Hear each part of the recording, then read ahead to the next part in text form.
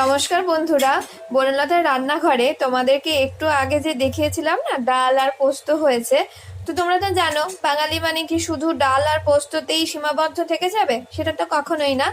আর যেহেতু এখন শীতকাল, যদিও চেন্নাইতে খুব একটা ঠান্ডা পড়ে না, তবুও আর আমরা এখানে ছোট ছোট কুচি কুচি করে কেটে নিয়েছি পেঁয়াজ, টমেটো আর লঙ্কা। আর এটা হচ্ছে দুটো ডিম। এবার এটা দিয়ে মা কি বানাবে? ডিমের ফ্রাই, ডিমের অমলেট হবে। তো চলো এবার ডিমটা কেমন করে ডিমের অমলেটটা করছি। তেল কিন্তু একদম অল্প।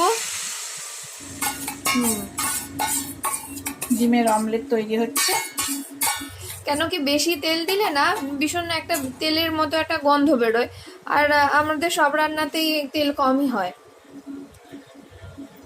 বলতে পারো মোটামুটি তেল ছাড়াই একরকম, খুব অল্প তেলে রান্না হয়। দেখো ডিম ভাজাটা কত, এই যে দেখো কি সুন্দর কালারিং লাগছে না সমস্ত রকম সবজি দিয়ে। দেখো লঙ্কাগুলো গ্রিন, পেঁয়াজ রেড, দারুণ লাগছে। ডিমটা একটু উল্টে পাল্টে নেওয়া হয়েছে, এটা অপোজিট সাইড। করলাম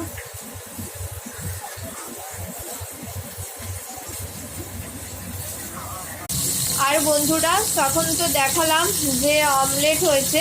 আমার মেয়ে আবার অমলেটটা আজকে খাবে না বললো, ওর জন্য আর আমার জন্য আবার ফিশ ফ্রাই হচ্ছে। আর মায়ের জন্য ডিম সেদ্ধ হয়েছে। কত রকম যে করতে হয়, কি বলো মা? তাই তো বাবু, এর নামই সংসার।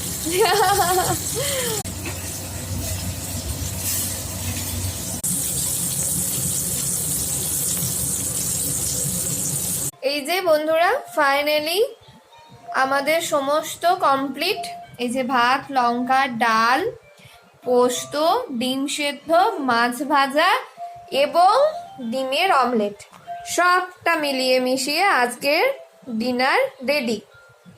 যাদের যাদের খুব খেতে ইচ্ছে করছে প্লিজ বাড়িতে একটা এরকম অমলেট বানিয়ে আজকে খেয়ে নিও।